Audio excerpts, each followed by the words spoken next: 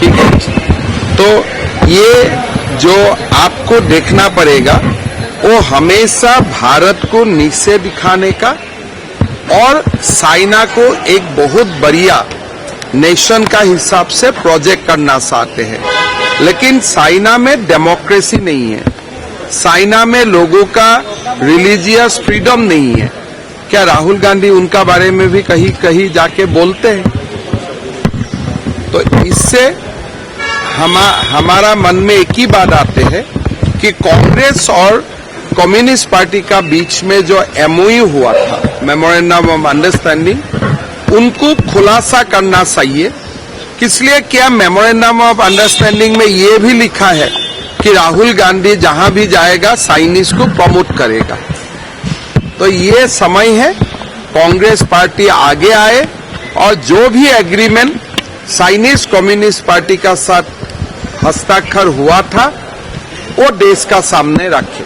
Sir 2023 महापौर वो ये कह रहे हैं कि 2024 आया तो देश में जो डर का माहौल था, जो बीजेपी की वजह से, मोदी की वजह से डर का माहौल था, वो खत्म हो गया। वो तो पता नहीं, वो तो राहुल गांधी जी का शायद डर थोड़ा कम हुआ है। वो तो वही बता सकेगा क्या डर का माहौल था और क्या खत्म हुआ। उनका ही वो मानसिकता है, वो उसका जवाब वही दे सकता है। देखिए, मैंने आपको यही बताया, मैं राहुल गांधी का स्टेटमेंट देखा नहीं हूँ, मुझको फुर्सत ही नहीं मिला है। आप लोग बताए हैं तो रात में देख लूंगा, कल सुबह मुझको पूछ लीजिए। तेलुगु को उन्होंने प्राइड ऑफ मैंने आपको बताया ना, मैंने देखा ही नहीं। सर, हेमंत सोरेन ने कहा है कि विपक्षी दल हमें फांसी पर लटकाना चाहते हैं। देखिए, उनका लंबा आयु मिले, हेमंत सोरेन जी को देश का जरूरत है। फांसी का क्यों लटकाया जाएगा? हमें तो खाली इतना ही चाहता हूँ, आप घुसपैठी को बाहर कीजिए। हमारा तो उनसे अपेक्षा इतना ही है।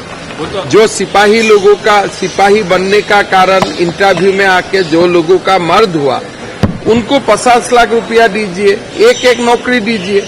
इतना सीधा साधा डिमांड है। यहाँ में फांसी का बात कहाँ से आ गया? एक नौकरी वो घर में दीजिए, 50 लाख रुपया दीजिए। अभी भी मैं 2 युवाओं का घर में जा रहा हूँ मिलने के लिए। अच्छा। तो अगर कोई गरीबों को 2 नौकरी दिया जाते हैं या विपक्ष डिमांड करता है कि गरीब बेटाओं को 2 नौकरी दीजिए, क्या उनका कारण आज फांसी का बात करेगा? आज हेमंत सोरेन जी बोल रहे हैं कि युवा स्टेरॉइड ले रहा है, कोविड के लिए मर रहा है। भाई अभी तो ट्वीट किया था कोविड का वैक्सीन सुरक्षित है, सबको लेना चाहिए। आप तो खुद भी कोविड का वैक्सीन लेके बैठा हुआ है, आपका तो शरीर में तो कुछ समस्या नहीं आ रहा है। तो क्या आप झारखंड का युवाओं को कोई दूसरा कोविड वैक्सीन दिया था क्या? सर ये कह रहे हैं कि असम के मुख्यमंत्री यहाँ पर आके राजनीति कर रहे हैं। जरूर, मैं तो बांग्लादेशी घुसपैठी आपके राज्य वो तो मैं हमेशा से बोल रहा हूँ, लेकिन मेरा समय नहीं आए ये लोग। जब उनका दोस्त कांग्रेस का शासन था, वही समय सबसे ज्यादा बांग्लादेशी घुसपैठी आया। इसलिए असम का लोग कभी कांग्रेस को वोट नहीं देते हैं। वो तो अच्छा बात बोला है। 1 अक्टूबर से आपने नया नियम लागू किया है असम में। काफी हमने नियम लागू किया हूँ। अभी हमारा आधार कार्ड मिलने के लिए उनका एनआरसी से हम लोग नाम बाहर निकालेगा, फिर आधार कार्ड मिलेगा। डिटेक्शन का हमने काफी चालू कर दिया हूँ और हर दिन मेरा ट्वीट देखिए, हर दिन हम लोग बांग्लादेशियों को पकड़ रहा हूँ। सर, 6 डीसी ने ये रिपोर्ट में कहा है कि बांग्लादेशी घुसपैठी झारखंड में नहीं है, मैंने उनके देखिए आपको मैं पहले से ही बोल रहा हूँ, अगर बांग्लादेशी घुसपैठी नहीं है तो ये लोग कौन है वो बता दीजिए। आज से 10 साल पहले पाकुर में मैंने खुद बात करके आया हूँ। वहां में हिंदू विधायक हुआ करते थे पाकुर में। आज स्थिति क्या है? जो लोग आए वो कहां से आए? पाकुर का डीसी वो भी तो बताना पड़ेगा। वही जो हलफनामा वो दिए है ना, बीजेपी सरकार आने दीजिए, वही उल्टा हलफनामा देगा। अभी तो डीसी का हलफनामा का मतलब क्या है? जो सीएम साहब बताए वही दे दिया है। हमारा सरकार आएगा, हम उनको सीधा करूंगा। सुप्रीम कोर्ट का डिसीजन आया है।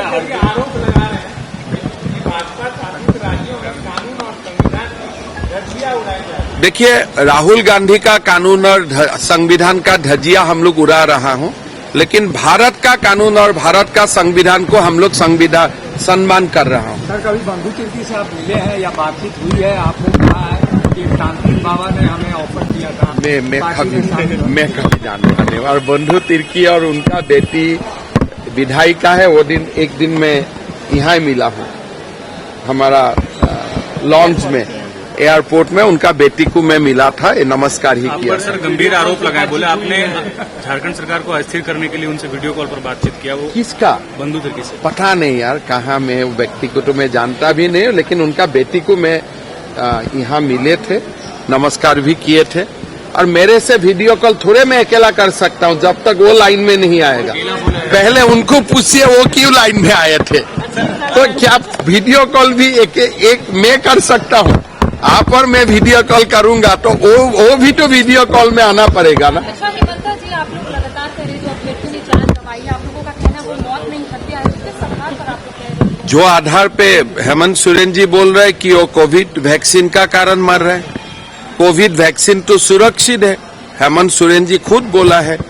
उनका जो भी कारण में निधन हुआ है, तदंत होना सही है, इंक्वायरी होना सही है, लेकिन इंक्वायरी तदंत बाद में होगा।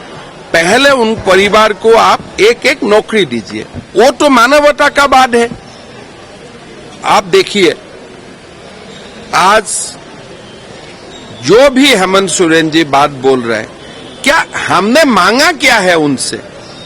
भाई, आपका झारखंड प्रदेश का ही एक गरीब बेटा को आप नौकरी एक दे दीजिए, तो उसके लिए मुझे क्यों तिरस्कार करते हैं? मैं तो ये नहीं बोल रहा हूं कि असम का युवाओं को झारखंड में नौकरी दीजिए।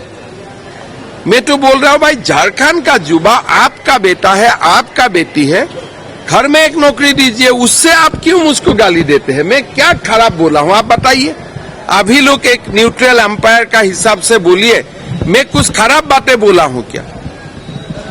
ये आप ही बताइए ना। सुबह से आप 10 किलोमीटर दौड़ा रहा है, ना एक दूध दिया है, ना एक फ्रूट्स दिया है, ना डॉक्टर का व्यवस्था है, ना मेडिकल चेकअप है। ये हत्या नहीं है क्या? आप ही लोग बताइए। हेमंता जी, और कितने विधायक संपर्क में हैं?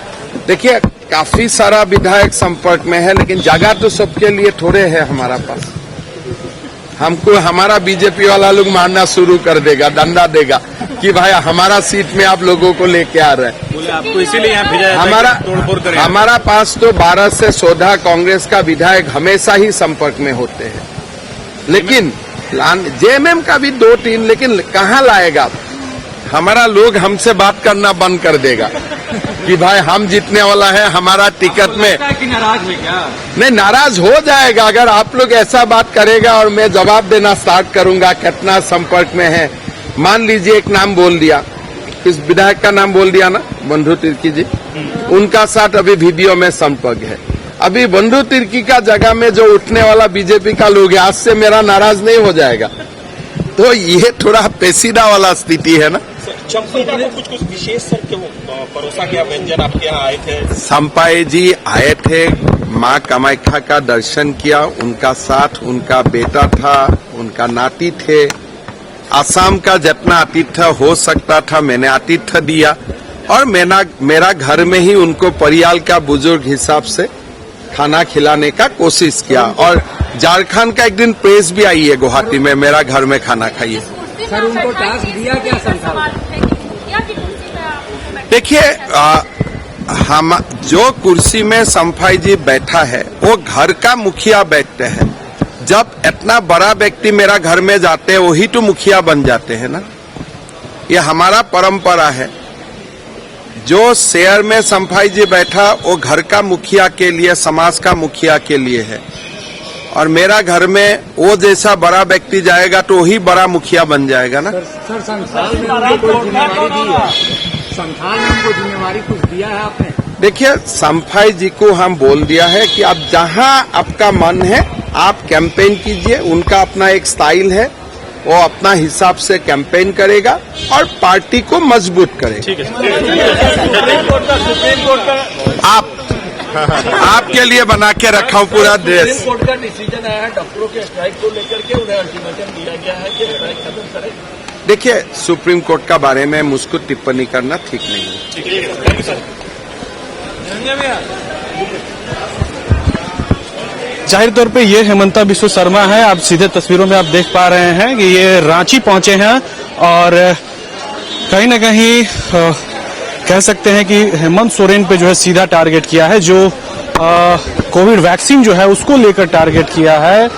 और जाहिर तौर पे एक के बाद एक जो सवाल थे उस पे जो है वो जी सवाल आप देख सकते हैं कि जो हेमंता बिस्व शर्मा जो हैं वो अभी अपने गाड़ी में बैठ रहे हैं और सीधे यहां से जो है वो बीजेपी दफ्तर जाएंगे। उसके बाद जो है फिर वहां से रूट चार्ट निर्धारित होगी। हालांकि और मांझी जाना है उन्हें और जो मृतक अभ्यर्थी हैं उनके घर जाकर वो परिजनों से कुशलक्षेम लेंगे और उसके बाद जो है फिर कह सकते हैं कि नामकुम भी जाना, जो नामकुम के जो अभ्यर्थी हैं उनकी भी जो ये के दौरान जो मौत हुई थी।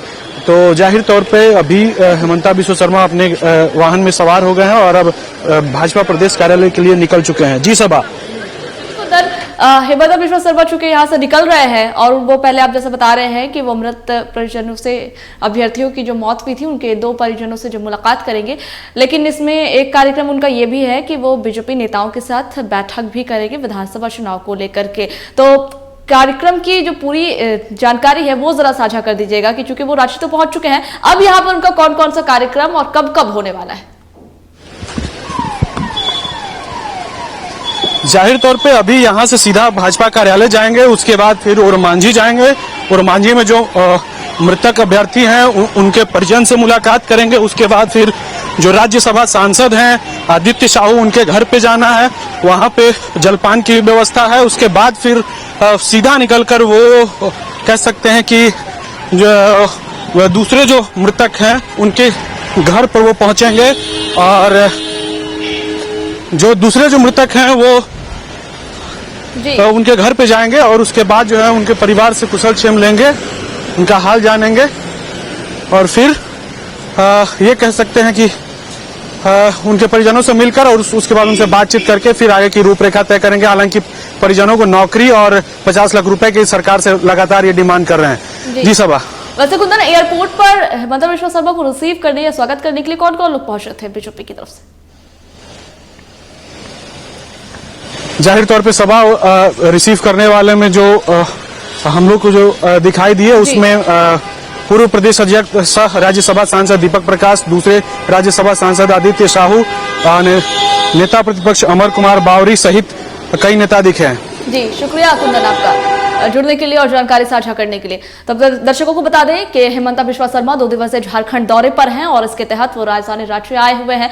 अभी कुछ देर पहले ही वो रांची एयरपोर्ट पर दिख रहे थे, जहां पर आपने देखा कि वो पत्रकारों से बातचीत कर रहे थे और आपने भी सुना होगा कि इस तरीके से वो हेमंत सरकार पर हमलावर नजर आए, चाहे फिर वो बांग्लादेश घुसपैठ का मुद्दा हो या फिर अभ्यर्थियों की मौत का मुद्दा हो। इस पर उन्होंने हेमंत सरकार को आड़े हाथों लिया और जमकर निशाना साधा। वहीं कोरोना वैक्सीन पर जो बात हो रही थी उस पर भी उन्होंने अपनी बातों को रखा। और अब देखिए, बड़ा सवाल ये भी है और बड़ी बात ये भी है जिसको लेकर के हमेशा चर्चा बनी रहती है कि कितने विधायक कांग्रेस के या जेएमएम के कितने विधायक जो हैं वो बीजेपी के संपर्क में। इस पर भी उन्होंने अपना जवाब दे दिया। जी हाँ, पत्रकारों ने इसको लेकर के भी सवाल किया तो आपको बता दें कि उस पर उन्होंने कहा कि कांग्रेस के तो 12 से 13 विधायक और जेएमएम के 2-3 विधायक हमारे संपर्क में।